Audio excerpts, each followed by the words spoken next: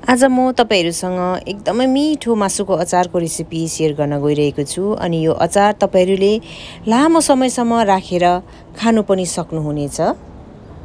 नमस्ते, म छितेन तपाईहरुलाई स्वागत गर्छु मेरो च्यानलमा।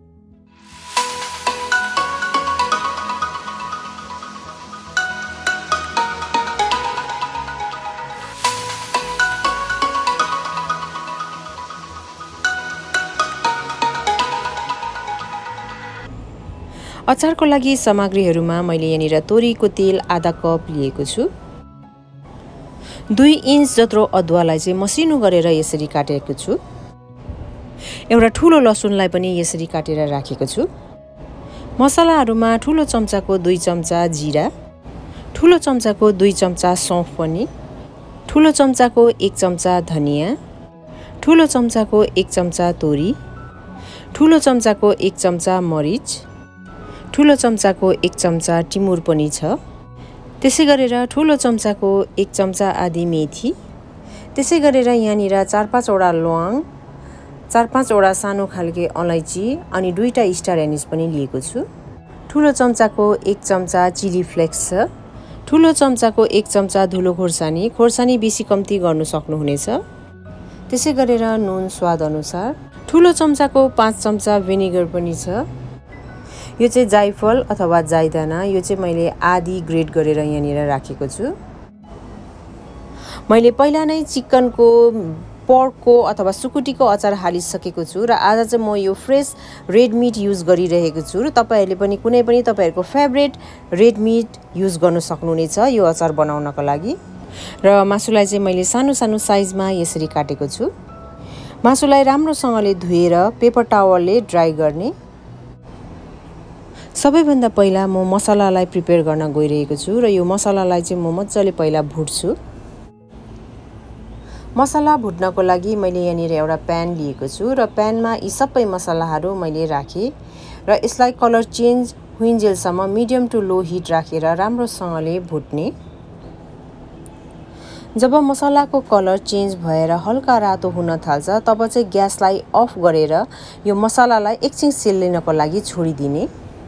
मसला सेल्लेपछि ग्राइन्डर जारमा राखेर यसलाई राम्रोसँगले फाइन पाउडर बनाउने सिलौटो पनि युज गर्न सक्नुहुनेछ। मसला रेडी भयो। हिट अन गरेर कराईलाई राम्रोसँगले तताउने। कराई राम्रोसँगले तातेपछि यो आधा कप तेल राखेर यसलाई पनि राम्रोसँगले तातिन दिने। जब तेल राम्रोसँगले तातेर धुवा आउन थाल्छ तब चाहिँ यो मासुलाई एड गर्ने।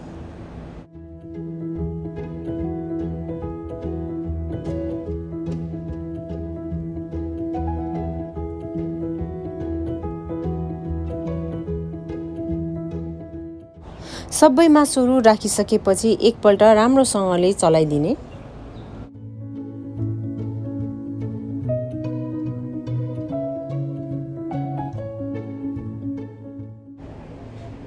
र अब चाहिँ मासुलाई टाइममा चलाउँदै यसलाई हामीले फ्राई गर्नुपर्छ।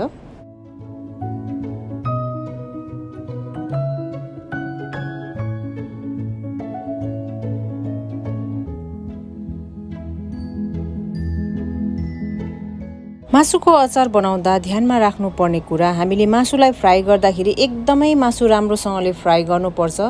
मासुमा रहेको पानी चाहिँ एउटा पनि हुनु हुँदैन। यहाँ तपाईहरुले देख्नु हुँदैछ एकदमै राम्रो मासु फ्राई भएको छ र यहाँ हेर्नुस् त तेल मात्रै अलग्गै सेपरेट भएको छ र मासुलाई यसरी नै फ्राई गर्नुपर्छ र यसो गर्नुभयो भने चाहिँ तपाईहरुको अचार एकदमै लामो समयसम्म राख्नु सक्नुहुनेछ। मासु फ्राई गर्दा कराई एकदमै मैला भएको कारणले म मासु अलग्गै सेपरेट गर्दैछु र फेरि कराईलाई धुएर मैले त्यो फ्राई गरेकै तेल फेरि यहाँनिर राख्दैछु। तेल राम्रोसँगले तातेपछि यो मेथी दाना राखिदिने। सँगसँगै ल्वाङ, अलैची र स्टार एनिसलाई पनि र सँगसँगै लसुनलाई पनि, सँगसँगै अदुवालाई पनि र यी सबै सामग्रीहरूलाई राम्रोसँगले चलाएर अदुवा लसुनलाई हल्का रातो हुइन्जेलसम्म फ्राई गर्नुपर्छ।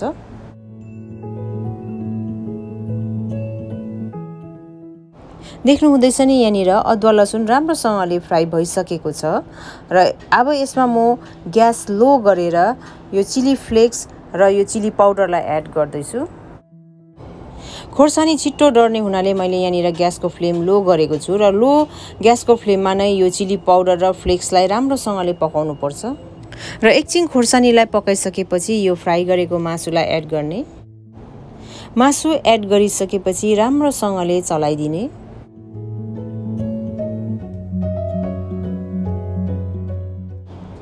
राम्रोसँगले मिक्स भइसकेपछि अघि पिसेर राखेको यो मसलालाई एड गरिदिने।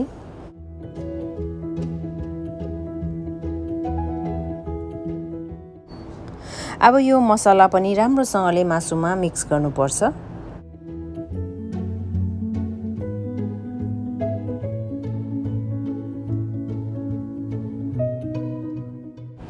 मसला राम्रोसँगले मिक्स भएपछि स्वादअनुसार नुन राख्ने।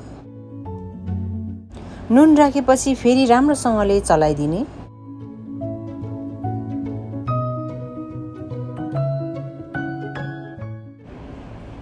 नुन राम्रोसँगले मिक्स भइसकेपछि यो ग्रेट गरेर राखेको जायफललाई पनि एड गरेर फेरि राम्रोसँगले चलाउनु पर्छ।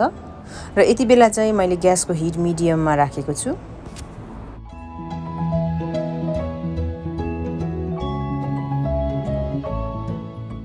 मसलाहरू सबै राम्रोसँगले मिक्स भएपछि अन्तमा यो भिनेगर राखेर फेरि एकपल्ट राम्रोसँगले मिक्स गरिदिने।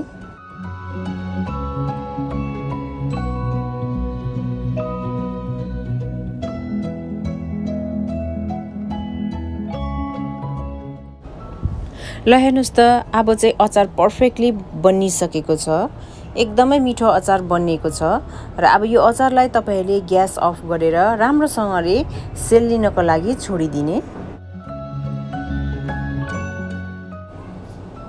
अचार राख्नको लागि मैले यहाँनिर बोतलको जार लिएको छु र एकदम राम्रोसँगले ड्राई गरेर बोतलको जारमा राख्नुभयो भने अचार लामो समयसम्म तपाईहरुले राख्न सक्नुहुनेछ। र अचार जब राम्रोसँगले सेलिन्छ यसरी बोतलको जारमा स्टोर गर्नुहोला।